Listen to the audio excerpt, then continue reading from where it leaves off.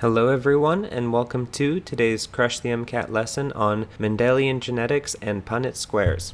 Here are some definitions you should be familiar with when it comes to Mendelian genetics. The phenotype is the observable traits of an organism, while the genotype is the genetic makeup of those traits. The locus is the location of the gene, which is made of DNA, on a chromosome. If we look here at this diagram, the phenotype of these wings is either normal or wrinkled. This is the characteristic which we can observe on this bug. The genotype of this bug can be capital W, capital W, capital W, lowercase w, or two lowercase w's. And all of this is happening at the locus, which is the light blue part of this chromosome. An allele is a gene variant at a locus, and each genotype has two alleles, except in gametes like sperm or oocytes, which have half the genetic content and only have one allele. An allele is usually either dominant or recessive, and this is shown with the capital letter, lowercase letter notation.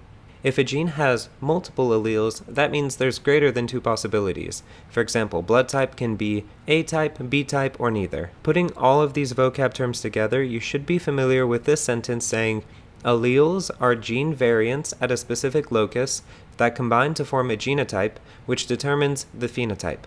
Other words you should know is homozygous genotypes have the same alleles and heterozygous genotypes have different alleles. You should also know the gene pool is the combined set of all alleles in a population.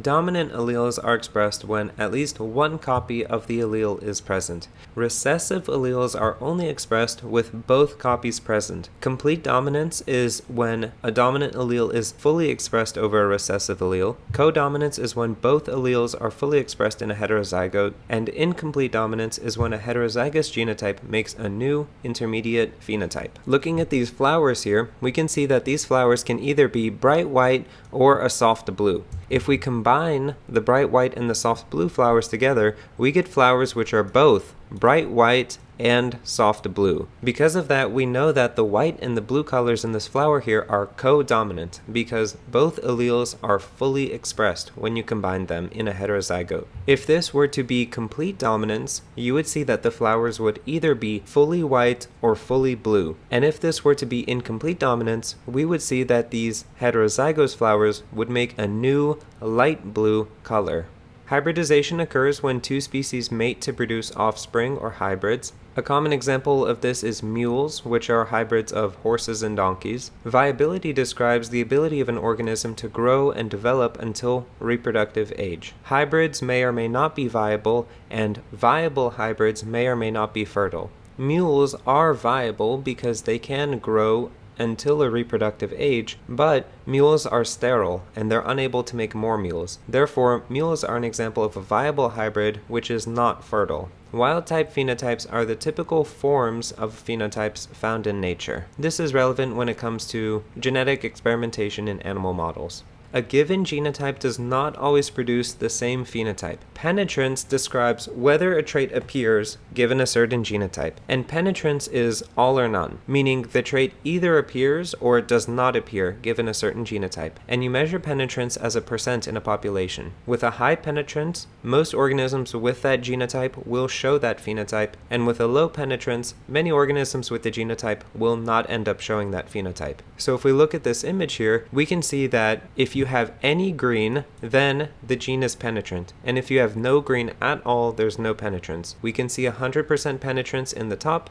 and 75% in the bottom. Expressivity describes the intensity of a phenotype given that you have that phenotype being expressed. Variable expressivity means that there's a different severity among individuals with that same penetrant phenotype. So looking at this image, we can see that this population has a complete penetrance because all of these triangles are green. But there's a variable expressivity because some of these triangles are dark green and others are a lighter shade of green. If you have a population where the green isn't fully expressed, then you have reduced penetrance. In this population, there's no green in this triangle, so there's reduced penetrance. And you also have that variable expressivity again because where that green is present, you have different shades of green.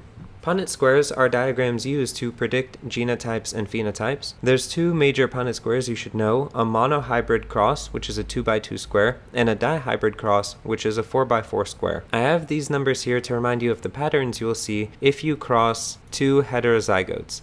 For instance, When we cross two heterozygotes in the top right here, we see we have 3 dominant phenotypes expressed and 1 recessive phenotype expressed. So this is a 3-to-1 pattern, and we'll see a 9-3-3-1 pattern on the next slide. Test crosses use homozygous recessive genotypes to find the genotype of an organism expressing a dominant phenotype. Let's say we have 2 types of triangle, which can either be blue or white, and this is encoded by the genotype of capital B or lowercase b, and the white triangles are 2 lowercase b's.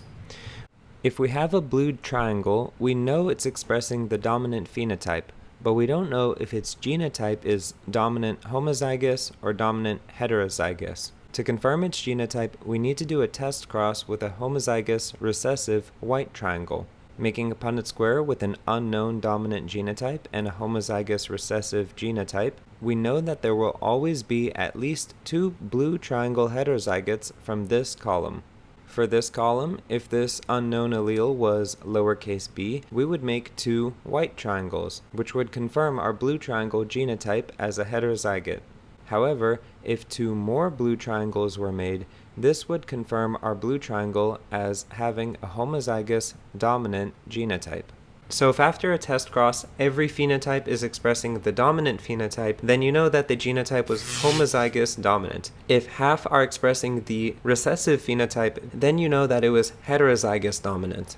A back cross mates the F1 generation with an original parental genotype in order to reintroduce parental traits. This is useful for plant breeding or for genetic research with animals. And then lastly, you should know parental generations are the original cross, or the first organisms we're crossing in a Punnett square. The F1 generation is the offspring of the parental generation, and F2 are the offspring of F1. Let's take a look at a dihybrid cross now. Imagine we have flowers which can express 2 phenotypes at once, and that is color and length of stem. Let's say that the dominant color in these flowers is purple, the recessive color is white, the dominant stem length is long, and the recessive stem length is short.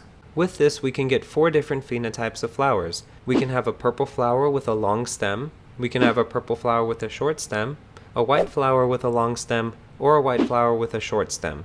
Let's say we set up a Punnett square with 2 dihybrid heterozygotes. So we make our rows and columns by combining the possibilities of alleles we can have.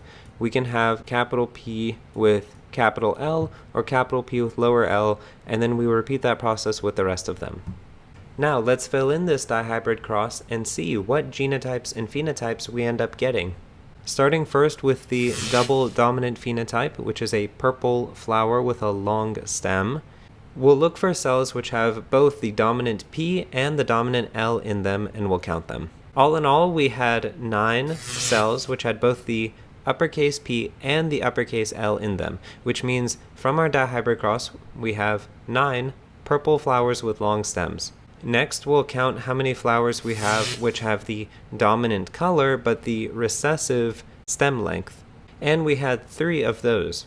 Next up, we'll count the ones with the recessive color, white, and the dominant stem length, and again we had 3 of those. Lastly, there's only 1 cell left which has the recessive color and the recessive stem length. So with this, we see what 9-3-3-1 means. When we do a dihybrid heterozygous cross, we get 9 phenotypes which are dominant in both genes. Then we have 3 and 3 phenotypes which are dominant in one gene but recessive in the other. And then we have 1 phenotype which is recessive in both genes. You should be very familiar with this, and I would highly recommend to practice making these Punnett squares until you have this concept down. And that concludes our lesson on Mendelian genetics and Punnett squares. Thank you very much, and don't forget to like and subscribe.